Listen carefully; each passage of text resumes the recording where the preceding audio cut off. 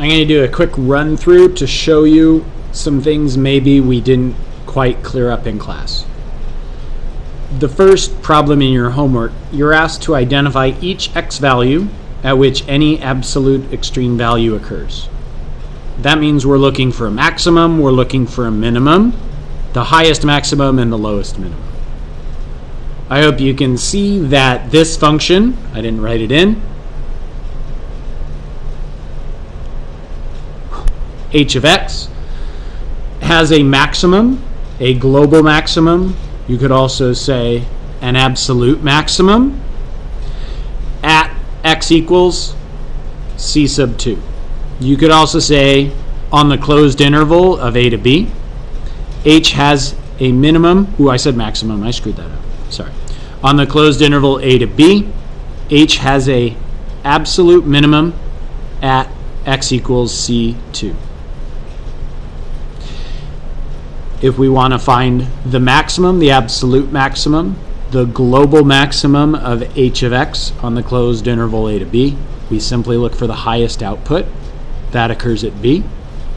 So h has a global maximum on the closed interval a to b at x equals b. The second part is you're supposed to explain how your answer is consistent with the extreme value theorem.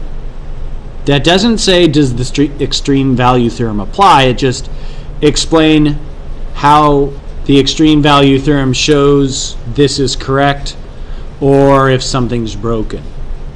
The extreme value theorem says that a continuous function on a closed interval will guaranteed have a maximum and a minimum. H is definitely continuous on the closed interval a to b, so h must have both a maximum and a minimum, which we already found.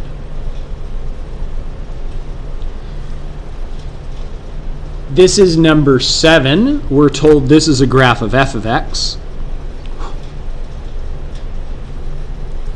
Now, hopefully you can see f has a maximum on the open interval a to b at x equals c.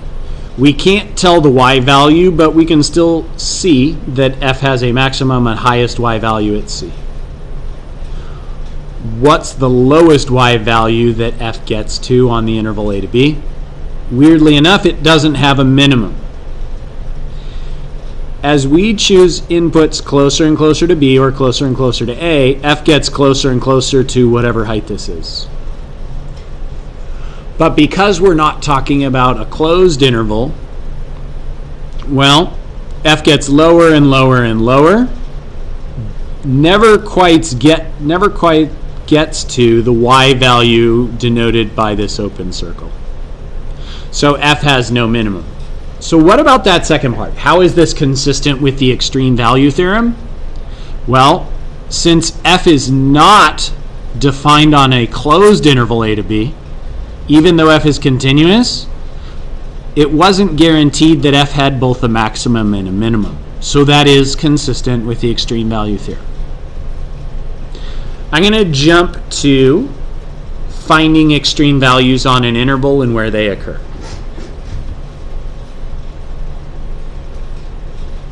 So here's number 13. We're supposed to find the absolute maximum, the absolute minimum of natural log of x plus 1 on the closed interval 0 to 3. Now, natural log is continuous everywhere it's defined. This plus 1 gives our parent natural log graph a shift 1 unit to the left.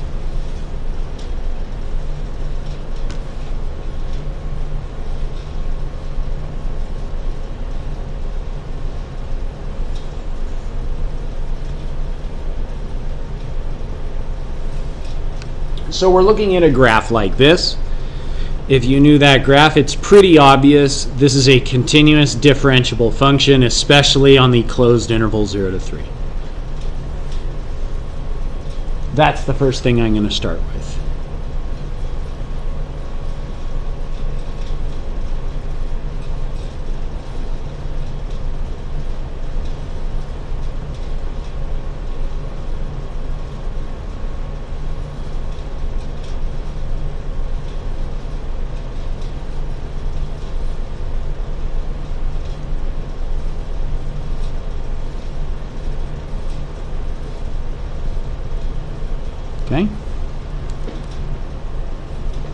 if we're ever talking about the AP Calculus test, if you're asked for a global maximum, we're pretty much going to be talking about a continuous function on a closed interval, so we need to state this first. H is continuous on the closed interval 0 to 3, so a maximum and minimum are guaranteed. If you want to add on, due to the extreme value theorem, you may. So, a maximum, let's look at this graph, is only going to occur at an end pointer where that first derivative of natural log of x plus 1 is equal to 0 or undefined. Hopefully you can see by this graph, our first derivative of natural log of x plus 1 is never going to be equal to 0 or undefined, especially on the closed interval 0 to 3. Let's make sure. So let's see. We're going to have to use the chain rule here. H prime of x, the outer function is natural log. The derivative of natural log of something is 1 over that something. Our something is x plus 1, which has a derivative, a rate of change of 1. Okay? So let's see. Where is h prime of x equal to 0? Well, nowhere. If you tried to do some algebra and multiplied both sides by x plus 1, you'd have 0 equals 1. That's not possible. So what else are we going to do? Well, let's look to see where h prime is undefined. Very clearly to us, h prime is undefined when x equals negative 1. Negative 1 is not in the domain of h, and is especially not in our specified domain 0 to 3. So how do we find a maximum or a minimum? We put our critical values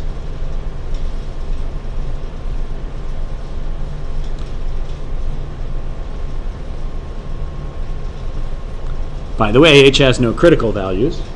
We're going to put our critical values back into h, choose the largest and the smallest as our largest as our maximum, smallest as our minimum. So let's see. H of my endpoint 0 is going to be natural log of 0 plus 1. Natural log of 1 is 0.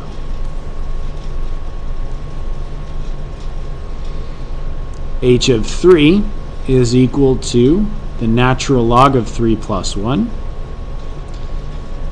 H of 3 is equal to the natural log of 4. Now you might be reaching for your calculator, but you don't need to. You should know that the natural log of 4 is more than the natural log of e. The natural log of e is 1, so the natural log of 4 is more than 1, which means h has a maximum on the closed interval 0 to 3 at 3. H has a minimum on the closed interval 0 to 3 at 0.